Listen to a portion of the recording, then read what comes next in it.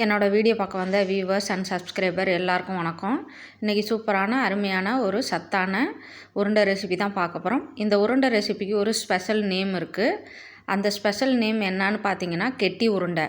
இந்த பேர் யாராருக்கெல்லாம் தெரியும்னு எனக்கு தெரில. ஆனால் இந்த ரெசிபி காலப்போக்கில் இப்போ யாருக்கும் தெரியாதுன்னு தான் நினைக்கிறேன். இது ஒரு சூப்பரான சத்தான ரெசிபி. கிராமங்கள்லாம் இந்த ரெசிபி செய்வாங்க. சின்ன வயசில் யாரெல்லாம் தீபாவளி சீசனில் இந்த கெட்டி உருண்டை சாப்பிட்ருக்கீங்கிறத கமெண்ட் பாக்ஸில் சொல்லுங்கள் மறக்காமல்.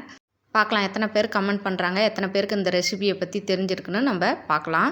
இப்போ இந்த ரெசிபி எப்படி செய்கிறதுன்னு பார்க்க போகிறோம். வாங்க வீடியோக்குள்ளே போகலாம். அதுக்கு தேவையான பொருளை நான் எடுத்து வச்சுருக்கேன். பச்சைப்பயிறு, வெல்லம், பொட்டுக்கடலை, பச்சரிசி, ஏலக்காய் இதெல்லாம் எடுத்து வச்சுருக்கேன். இப்போ எல்லாத்தையும் நம்ம என்ன பண்ணுறோன்னா மீடியம் ஹீட் வச்சுட்டு நம்ம 1 by 1 கொட்டி வறுக்க போகிறோம்.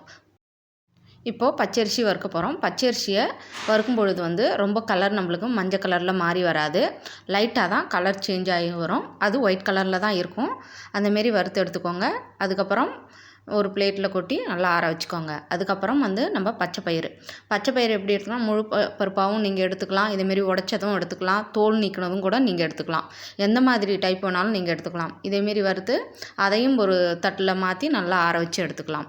அதுக்கப்புறம் பொட்டுக்கல்லையை எடுத்து இந்த வானல் நல்லா சூடாக இருக்கும்ல, அந்த சூட்டில் கொட்டி பரப்பி விட்டுருங்க. வறுக்க வேண்டிய அவசியம் இல்லை. அது லைட்டாக சூடானாவே போதும். அதுக்கப்புறம் நம்ம ஒரு மிக்ஸி ஜார் எடுத்து அதில் ஏலக்காய் போட்டுக்கலாம். அப்புறம் வறுத்த அரிசியை கொட்டிக்கலாம்.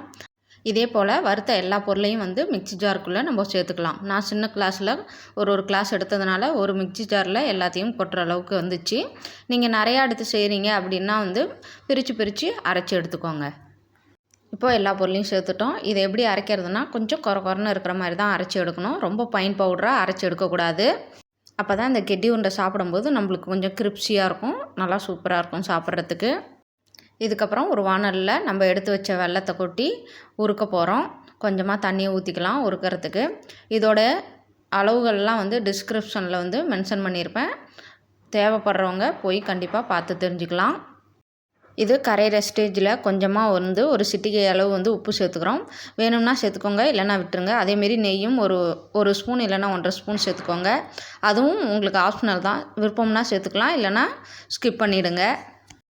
இதில் ரொம்ப முக்கியமான விஷயம், பாகுபதம் நம்ம பார்க்க வேண்டிய அவசியமே கிடையாது. ஓரளவு திக்கானவுடனே ஒரு கம்பிப்பதம் வந்த உடனே நம்ம அரைச்சி வச்ச மாவை இது கூட கொட்டி இந்தமாரி நல்லா கிண்டி எடுத்துக்கோங்க.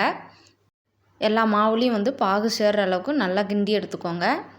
ஸ்டவ்வை ஆஃப் பண்ணிடலாம். இனிமேல் ஹீட்டு நம்மளுக்கு தேவைப்படாது. நல்லா மிக்ஸ் பண்ணி விட்டாலே போதும். நல்லா எல்லா மாவும் பாகில் மிக்ஸ் ஆகிற வரலையும் நல்லா கிண்டி விட்டு தனி ஒரு பிளேட்டுக்கு இந்தமாரி மாற்றி ஒட்டுக்கா அமுத்தி வச்சுருங்க.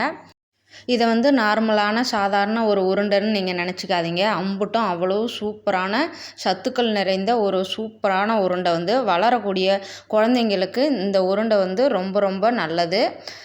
வளர்ச்சியை நல்லா கொடுக்கும். இந்த மூங் தாலில் இருக்கிற ப்ரோட்டீன் தான் குழந்தைங்களுக்கு நல்லா வளர்ச்சியை கொடுக்கும். ப்ரோட்டீன் பொதுவாகவே வளர்ச்சியை கொடுக்கக்கூடியது. அதனால் 5 வயசுலேருந்து அதுக்கு மேலே உள்ள எல்லா குழந்தைங்களுக்கும் இந்த லட்டுவை நம்ம செஞ்சு கொடுக்கறது ரொம்ப நல்லது. அவங்களுக்கு வளர்ச்சியை கொடுக்கும். அதேமாரி ஜாகரியில் உள்ள அயன் சத்து எல்லாமே அவங்களுக்கு கிடைக்கும். அதனால தாங்க சொல்கிறேன், இது ஒரு ஸ்பெஷல் கெட்டி உருண்டை. இதை கிராமங்களில் செஞ்சு கொடுத்துட்ருந்தாங்க. இப்போ யாருக்கு தெரியுங்கிறது எனக்கு தெரில. அதனால் மறக்காமல் உங்கள் குழந்தைங்க இருந்ததுன்னா 5 வயசுக்கு மேலே உங்கள் வீட்டில் குழந்தைங்க இருந்தால் கண்டிப்பாக இந்த கெட்டி உருண்டையை செஞ்சு கொடுங்க. சூப்பராக டேஸ்ட்டாகவும் இருக்கும். ரொம்ப நல்லா சூப்பராக சாப்பிடுவாங்க. எனக்கு தெரிஞ்சதுனால இந்த கெட்டி உருண்டை ரெசிபி எல்லாருக்கும் நான் வீடியோவாக எடுத்து உங்களுக்கு அப்லோட் பண்ணியிருக்கிறேன். மறக்காமல் இந்த ரெசிபியை செஞ்சு பார்த்துட்டு எப்படி இருக்குன்னு கமெண்ட் பண்ணுங்கள். உங்கள் ஃப்ரெண்ட்ஸ் எல்லாத்துக்குமே ஷேர் பண்ணுங்கள். அவங்களுக்கும் குழந்தை இருக்கும், அவங்களும் செஞ்சு கொடுப்பாங்க. இதில் இன்னொரு சூப்பரான விஷயம் என்னென்னா, 1 மாதம் ஆனாலும் இது கெட்டே போகாது. வீடியோ பார்த்த எல்லா நல்ல உள்ளவங்களும் ஒரு லைக் பண்ணிவிடுங்க, ஷேர் பண்ணுங்கள், சப்ஸ்கிரைப் பண்ணிவிடுங்க.